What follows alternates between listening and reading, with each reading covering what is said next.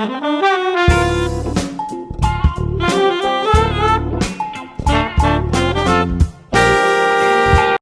and welcome. This is Vince of vinceprep.com and Agos.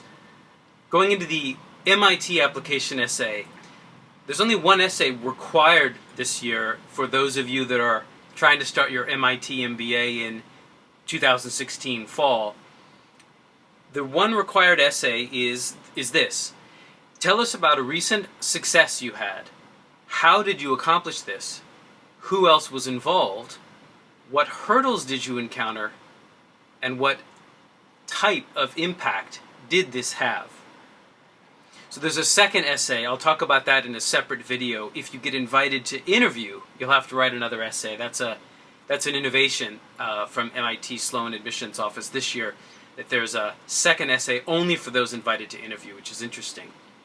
And there's also an additional optional question. I'll talk about that as well in another video. So for this video, I'm just going to be going into this one required essay question. So the question again, tell us about a recent success you had. How did you accomplish this? Who else was involved? What hurdles did you encounter? And what type of impact did this have? All right, so let's break this down and go point by point, questions behind the question style. So tell us about a recent success you had. So recent, I would say something that happened in 2013, 2014, or 2015. Recent is better because MIT is a school that believes in behavioralism, meaning that the best indicator of future behavior is past behavior.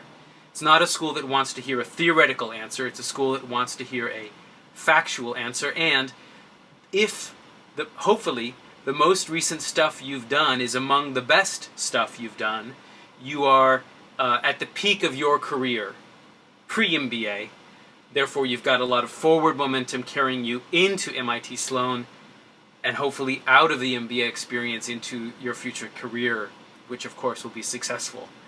The other thing too is success. How are you going to define success? I suggest that you spend a little bit of time, not too much time in your essay, defining it for yourself. And here's a big hint. The question itself mentions impact. And so I would say that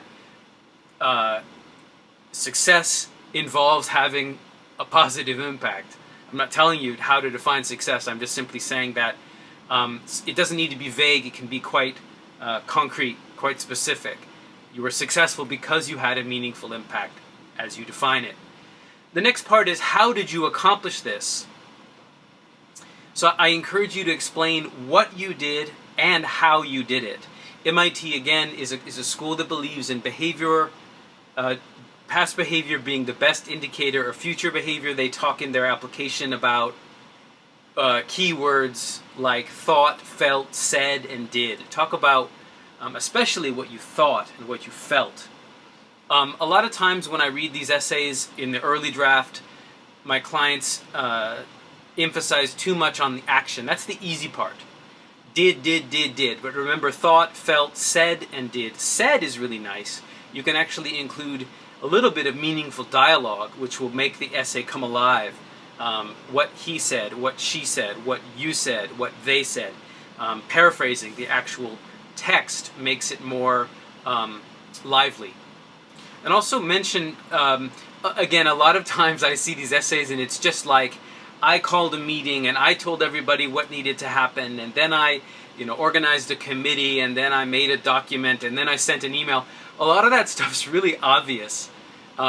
It's probably necessary in your early draft to remember what happened, but in your final draft, I encourage you to emphasize what was actually surprising or what was most important.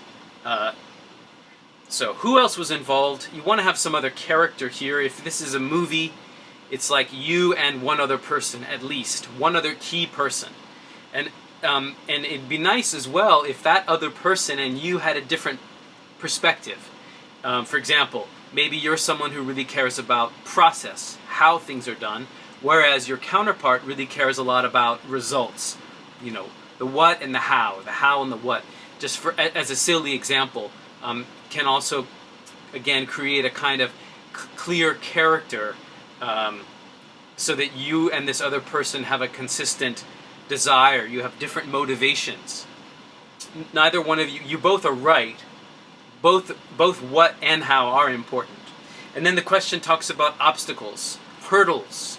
So another thing that my clients do in their MIT essay is identify a sort of turning point. So what was it that changed her or his no answer to a yes answer? Initially, this important person who was blocking you, stopping your idea, at first was saying no, but then did you share the right data? Was there something that you showed them? Or was there something that you said, like a story or an example, an anecdote, something qualitative or even data-driven, something quantitative? Finally, what type of impact did this have? You want to, again, quantify and qualify. So was the impact mostly about numbers? Was it a big profit, a big revenue generator? Did it increase something like a percentage? Did you increase sales, for example, as an easy one, an obvious one? Not easy to do, but I mean easy to show. Or was it more of a qualitative impact on other people? Did you motivate others? Now, a year later, are people younger than you? Is the next generation motivated to try something similar? Have you changed the organizational culture in some way that you can easily show? It's about showing, not telling, or rather it's about showing and telling. So tell us what you did and show it. Detail, detail, detail. The last thing I'll say is going back to the people are too worried about the word count in the beginning. 500 words or fewer is a strict limit. MIT is serious about that limit. However, forget about that in the beginning. When you brainstorm, I have a background in the creative arts and improvisation. When we brainstorm, take off all the limits and forget that this has to, in the end, be a 500-word essay. Don't stop yourself from sharing important details because the final product must fit within a box that's this big. When you're beginning your idea, share all the possible details. Get outside the box, I guess is what I'm saying. All right, the video was a little longer than I had hoped. I hope it was helpful. As always, thanks for watching. Please subscribe for the latest updates. Best of luck with your applications, and bye for now.